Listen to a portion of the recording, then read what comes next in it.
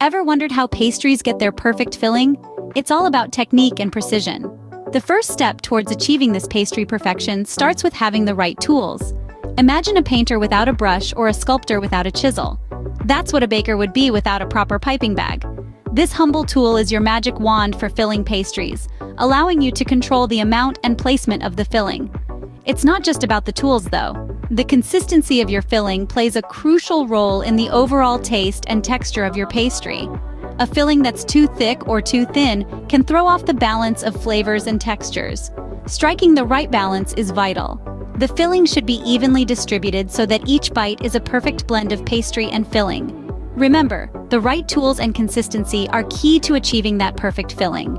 Now that we understand the basic principles, here are some handy tips and tricks to help you master the art of filling pastries. First off, chilling your filling before use can provide a sturdier consistency, making it easier to handle. Next, when using a piping bag, cutting a smaller hole can give you better control over the flow of the filling and ensure even distribution. If you're new to using a piping bag, practicing your technique on a plate first can be a great way to build confidence. Remember, patience and practice are key when it comes to perfecting these techniques. It may not go perfectly the first time, but don't be disheartened. Keep trying, and soon you'll find your rhythm.